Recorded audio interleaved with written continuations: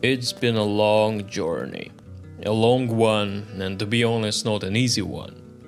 I never imagined I'd face such challenges along the way.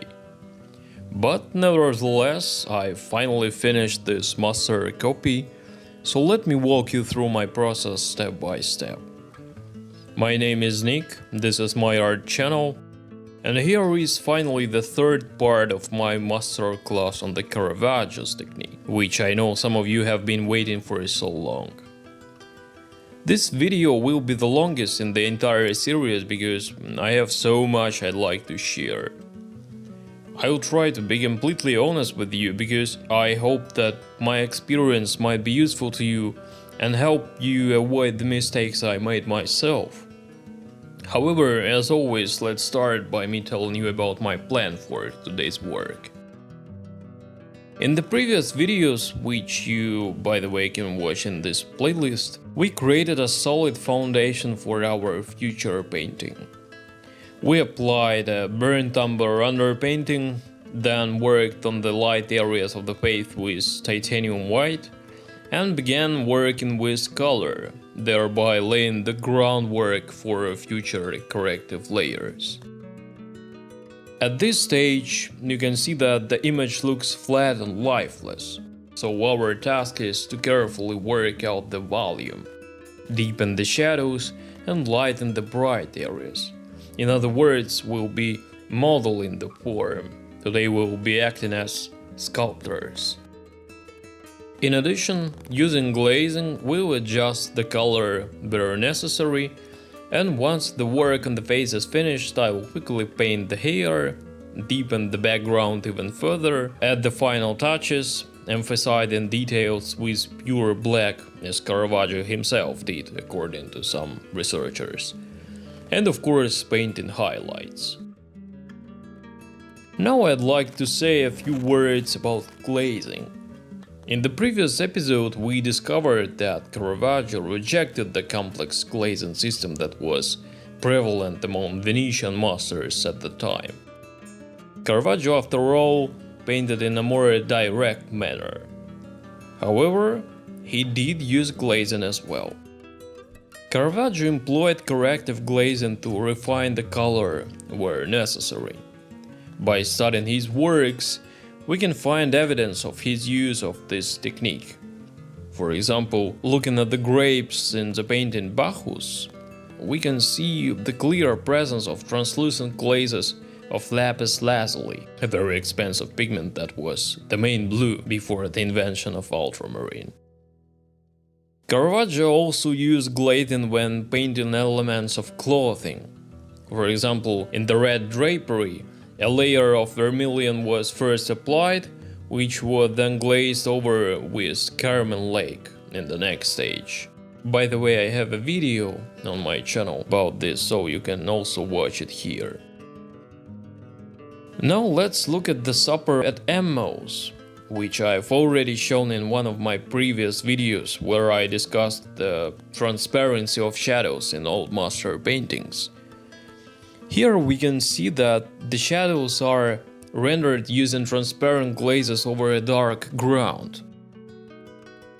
This technique, so masterfully employed by Caravaggio in his late works when he used dark grounds, struck me so deeply at the time, on the one hand because of its simplicity, and on the other because of its incredible effect, that I began searching for the same principle in the paintings of other masters of that era. I began to actively develop the idea of transparent warm shadows. I thought, there it is, that's it. This is the recipe for deep luminous shadows.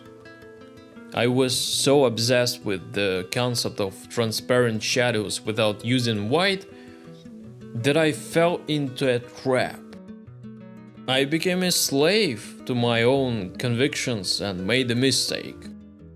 I began painting this master copy with the plan in mind to leave a translucent underpainting in the shadows, simply glazing it with Van Dyke brown. I was so blinded by this idea that, for some reason, I decided to apply this method where it was completely out of place.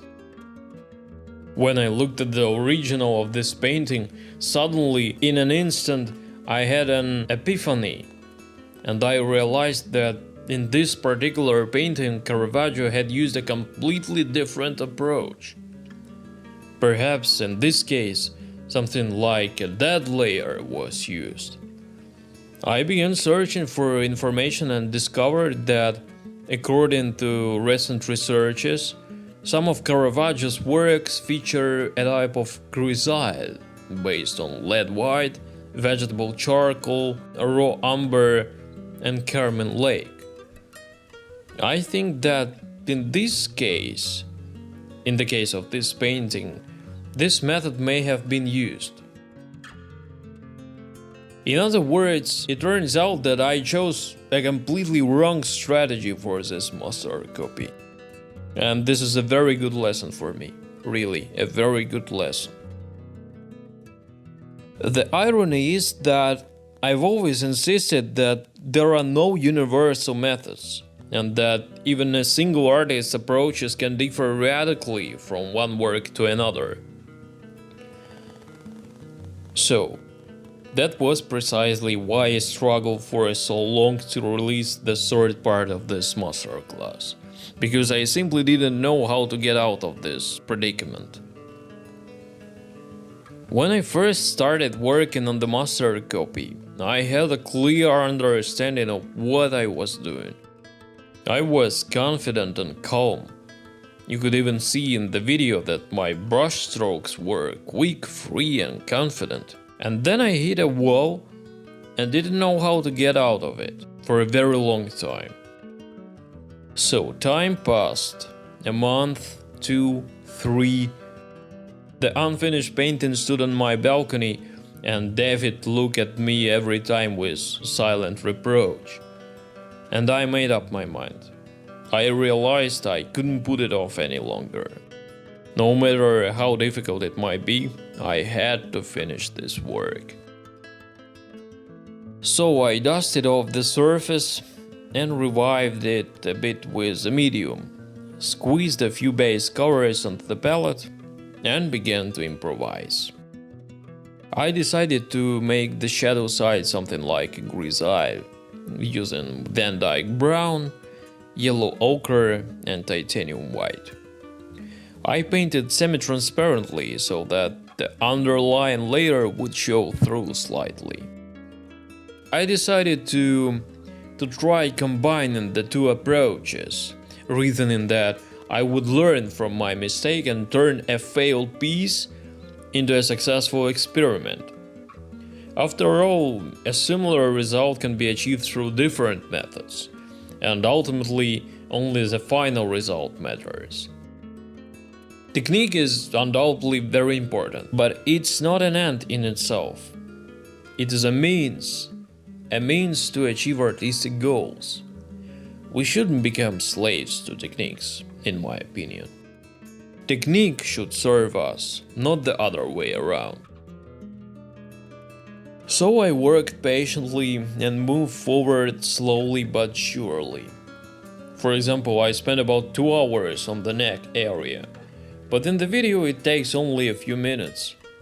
I'm saying this so that when you are working, you won't get discouraged because things are moving slowly. In the video everything usually looks fast and easy, but the reality is different. At this stage of the work, I was still lost, and I doubted that anything good would come of it. There were moments when I thought I knew absolutely nothing about painting. Absolutely nothing about Caravaggio's technique, absolutely nothing about oil paints in general. But I think everyone is familiar with that feeling, and the only way to overcome it is to keep working hard. And I kept going. I kept going, and with every stroke it got easier. My confidence grew with every passing minute. Yes, now I had a plan again, and I knew what I had to do to make it happen. Actually, I have to tell you that painting master copies is a very difficult task, really. I know that many people underestimate the complexity of this exercise, insisting that creating original works is much harder. Of course, you can look at this from different angles, but when you paint your own artwork, you don't have such a high level of responsibility. No one dictates the terms to you. You are free to solve artistic problems as you see fit, and use techniques that you believe are the best suited to achieving the desired result. But when creating a master copy, the original always looms over you. It dictates the conditions, the sequence of work, the materials, the techniques, and many more. That is why this is truly a very difficult exercise, but incredibly useful. Incredibly. As for Caravaggio's technique, you've already seen that there is no universal method, and that during different periods of his career, the artist could work in completely different ways. My advice is to study more and create more master copies. I'm convinced that this is the only way to truly understand and make sense of things.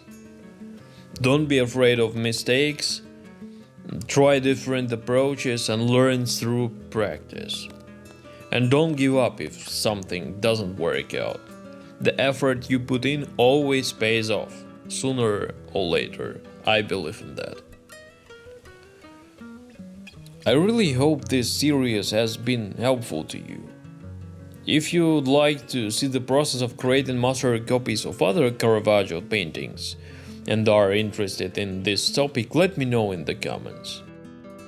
And now, even though the spoken part is over and I've basically said everything I wanted to, I'll leave the video footage so you can see the final touches of the painting. I am deliberately not speeding up the video, so you can understand just how long and painstaking the process of creating such master copies really is. Even though I simplified the task for myself, in one way or another, I didn't depict the sword, for example, and I didn't meticulously work out the chest or the hair, because this is just an exercise, an etude.